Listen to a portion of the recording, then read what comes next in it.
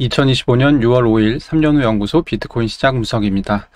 어제 미국 국채 금리가 상당히 의미 있는 움직임을 보였죠. 계속 10년물 기준 4.5%, 20년물, 30년물 기준으로는 5% 수준을 위협하면서 상당히 불안정한 모습을 보였는데 어제 갑자기 금리가 한 1.5%가량 쑥 내려갔습니다. 지금은 10년물 기준에서 4.36 그리고 20년물, 30년물은 4.89 정도까지 떨어진 채로 지금 유지되고 있는 상황인데요. 어떤 일이 벌어졌는지 좀 알아보겠습니다. 네, 금리 변화가 있었던 시간대를 거꾸로 역산해보면 4일 밤 9시 정도에 국채 수익률이 크게 떨어지기 시작했는데 요 9시 15분 정도에 ADP 비농업 부문 고용이라는 지표가 이제 발표가 됐습니다. 이 ADP 비농업 부분 고용은 고용 지표 중에서도 상당히 중요도가 높은 이제 지표인데요. 전월에는 이제 6만 건 정도가 고용 변화가 있었고 이번 달에는 11만 건 정도 고용이 될 것으로 생각을 했는데 실제치가 지금 3만 7천 건 정도가 나온 것이죠. 이 정도면은 상당히 큰 변화라고 볼 수 있고 비농업 분야 고용에 뭔가 상당히 좀 좋지 않은 변화가 발생했다라는 것을 시사하는 그런 지표라고 볼 수 있겠습니다. 그동안 연준이 금리 인하를 할 수 있는 요건 중에 하나로 이제 꼽았던 것이 바로 고용이 이렇게 심각하게 좀 안 좋아지는 그런 상황이죠. 근데 이제 지금 그 조짐이라고 할 만한 어떤 변화가 발생한 것이고 그래서 금리가 내려갈 수도 있겠다라는 가정하에 국채 시장의 금리가 그것을 반영해서 이제 급격하게 내려갔다라고 보시면 될 것 같습니다. 이번 주 시장이 상당히 변동성은 크고 방향은 좀 종잡을 수 없는 어려운 시장이었는데 갑자기 주중반에 이 ADP 고용이라는 새로운 변수가 등장하면서 갑자기 고용 쪽으로 시선이 확 좀 집중되어 버린 그런 측면이 있어요. 사실 이번 주 금요일에는 실업률 그리고 이제 노동부 비농업 고용 지수라고 해서 보통 논팜 페이롤이라고 부르는 지표가 발표가 되는데요. ADP 비농업 부문 고용이 주로 급여 데이터를 통해서 이 민간 기업의 어떤 고용 변화를 측정하는 지표인데 이 노동부에서 발표하는 논팜 페이롤 지표는 표본조사 방식으로 민간뿐만 아니라 공공부문, 연방정부랄지, 주정부랄지, 지방정부랄지 이런 곳에서 창출되는 그런 이제 어떤 고용들도 같이 포괄하는 약간 좀 더 큰 지표입니다. 그래서 만약에 논팜 페이롤에서 이런 ADP 고용과 비슷한 수준의 변화가 확인된다고 하면 그동안 상당히 요지부동한 모습을 보이던 연준의 금리 전망에도 변화가 발생할 가능성이 꽤 높다고 생각합니다. 그래서 이러다 보니까 갑자기 이제 금요일이 굉장히 중요해져 버렸어요. 원래는 이번 주는 지표의 영향은 그렇게 크지 않을 거다라고 예상을 했었는데 이제 갑자기 엄청 예상을 하회하는 고용지표가 떠버리면서 이 고용지표 중요도가 갑자기 급등해버렸죠. 이번 주 금요일이 그 관세 관련해서도 트럼프랑 시진핑의 그 통화 예상 시각이 이제 금요일로 지금 얘기가 되고 있죠. 그래서 여러 가지로 위험자산 이 가격 측면에서는 주간 변곡점이 나올 만한 그런 시점이 될 듯합니다. 미국장 끝날 때쯤에 국채금리 관련해서 흥미로운 뉴스가 하나 더 나왔죠. 바로 미국 상원이 미셸 보우먼 연준 위원을 부의장으로 인준하는 그 투표를 통과시켰다라는 내용이었습니다. 이 미셸 보우먼은 이제 친 트럼프, 거의 트럼프 사람으로 지금 분류가 되는 사람이고 그렇기 때문에 사실 굉장히 중요한 이 은행 감독 담당 부의장으로 지금 임명을 해놓은 그런 상태죠. 제가 앞서 2차례 정도 영상에 설명드렸지만 이 연준의 은행 감독 담당 부의장이라는 자리가 바로 SLR 규제 담당 책임을 지는 그런 자리입니다. SLR 규제는 앞서도 설명드렸지만 그 은행이 지금 어떤 투자를 할 때 있어서 총 이제 자기 자산 비율이 굉장히 중요한 3%, 5% 정도는 자기 자산을 꼭 가지고 있어야 된다라는 이제 규제가 SLR 규제인데 이 규제 때문에 미국 국채를 필요 이상으로 지금 못 사고 있다. 그렇게 이제 얘기를 드렸었죠. 그래서 스콧 베센트 재무장관이 미국 장기채 안정화 요건 중 하나로 이걸 이제 직접적으로 거론할 만큼 상당히 중요한 정책입니다. 그래서 이 양반이 지금 임준이 됐으니까 활동을 시작하면 SLR 규제가 좀 떨어지면서 지금 3%에서 5% 정도인데 이게 한 1.5% 정도 떨어지면서 이 미국 장기물 국채 금리가 추가로 빠르게 떨어질 가능성이 있습니다. 이렇게 지금 국채 금리가 빠르게 떨어진다는 것은 미국 국채 시장으로 시중 유동성이 몰려간다라는 얘기이기도 합니다. 국채 금리가 떨어지려면 국채 가격은 올라야 되는 것이고 국채 가격이 오르려면 누군가가 돈 주고 국채를 사야 되는 것이니까요. 문제는 유동성이 공급되는 어떤 새로운 구멍이 없잖아요. 그래서 보통 이럴 때는 그동안 많이 올랐었던 있었던 주식과 코인 같은 위험 자산에서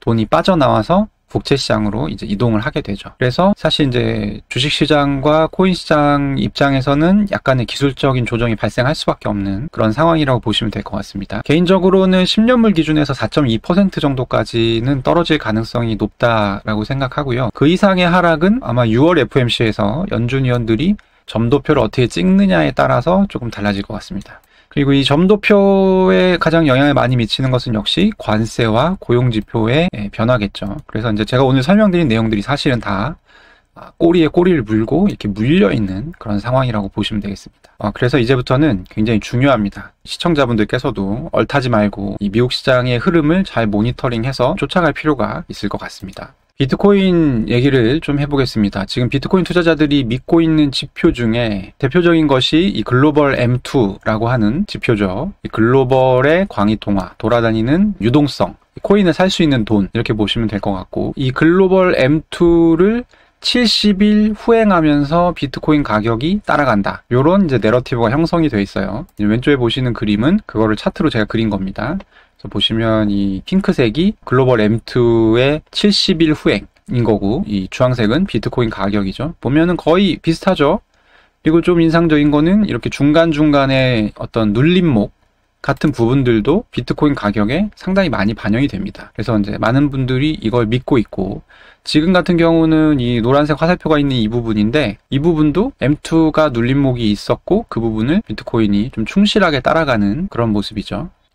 근데 문제는 M2가 지금 이렇게 증가하고 있지만, 이렇게 이게 만약에 여기서 이렇게 꺾인다, 이렇게 꺾이는 모습이 나타날 때 또 비트코인이 이렇게 쫓아갈까 하는 부분이 이제 지금 문제입니다. 그러니까 지금 이제 70일 후행이기 때문에 사실 시점으로 보면 비트코인 가격 시점은 여기고 M2의 현재 가격은 여기예요. 근데 이제 M2의 이 움직임이 아래로 꺾였을 때도 비트코인 가격이 계속 이 흐름을 쫓아서 올라가 주면서 요 기간 70일 후에야 비트코인 가격이 내려갈까? 왜? 우리는 이미 미래를 알고 있는데 이걸 왜 쫓아가? 이런 생각이 저는 좀 들거든요.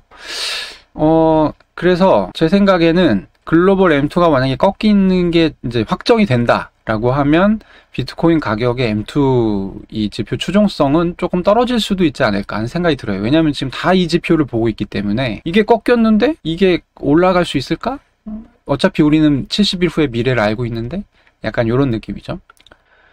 제가 M2가 꺾이는 상황을 지금 가정하는 이유는 뭐냐면, 그동안 글로벌 유동성 확장을 이끌었었던 여러 가지 요소들이 있었습니다. 굉장히 중요했던 요소 중에 하나가 주요국들의 금리 인하가 계속 이루어졌어요. 특히 이제 미국이 4월 달에 관세 전쟁을 시작하면서 지금 미국을 제외한 대부분의 국가들이 관세 대비해서 금리를 일단 내렸어요. 왜냐하면 이 금리를 내리는 것이 환율 방어와도 밀접한 관련이 있기 때문에 금리를 일단 내렸던 것인데, 이거를 뭐 계속해서 내릴 수는 없거든요. 그래서 이제 그만 내려도 되나 지금 눈치를 보고 있는 약간 그런 상황이고, 캐나다는 그런 연장선상에서 2달 연속 금리를 동결했는데, 이제 마침 오늘 ECB 유럽 중앙은행의 금리 결정이 있습니다. ECB가 오늘 이 금리를 동결하게 되면 아마도 글로벌 주요 국가들이 6월 달에는 금리 동결을 하는 쪽으로 이제 가르마를 탈 가능성이 전 높다 생각하고, 그렇게 된다고 하면 비트코인 가격에는 뭐 좋을 수는 없겠죠. 이 글로벌 M2에 영향을 줄 테니까. 근데 이제 7월이 되면 다시 관세 국면이 시작이 되죠. 그동안 유예했었던 관세들이 다시 이제 부활하잖아요. 그래서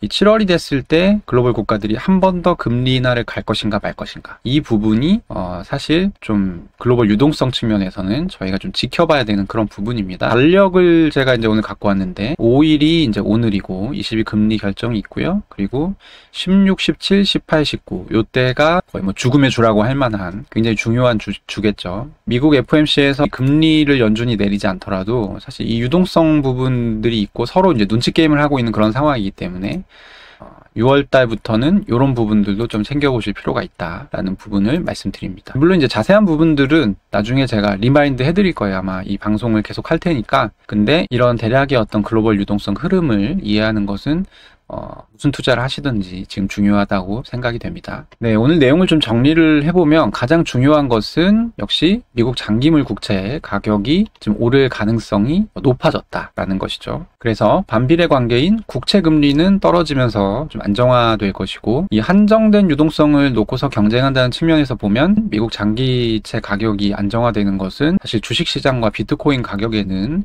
악영향을 미칠 가능성이 있고, 특히 이제 둘 다 지금 시장이 과열된 상황이죠. 비트코인 같은 경우도 투자하시는 분들은 지금 많이 떨어졌다 생각하시지만 거의 정고점 가까이 와 있기 때문에 사실 아직까지는 과열 국면이 맞다고 생각이 들고 좀 조정을 받을 수 있지 않을까 생각이 듭니다. 물론 다른 변수가 나타나게 되면 비트코인 가격이 당연히 또 오를 수 있죠. 그래서 이제 시장을 계속 모니터링을 잘 해야 되는 것이고요.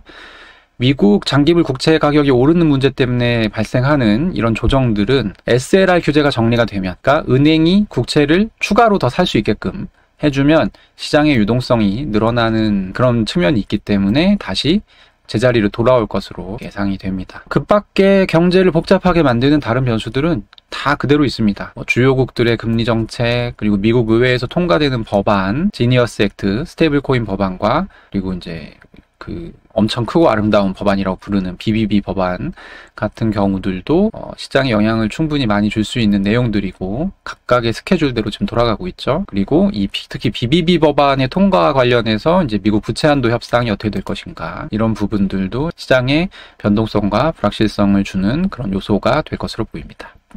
종합해 보면 지금 이 미국 국채 관련해서 약간 이 흐름이 명확해진 것일 뿐이지 다른 부분들에 대해서는 계속 지켜볼 필요가 상당히 있는 상황입니다. 그래서 지금 시장의 변수가 매우 많기 때문에 투자자들께서는 이제 얼타지 말고 잘 팔로잉을 해야 됩니다. 그래야 이제 손해를 안 볼 수가 있다라는 말씀 드립니다. 오늘의 분석은 여기까지입니다. 3년후 연구소 구독과 좋아요 그리고 많은 관심 부탁드립니다. 감사합니다.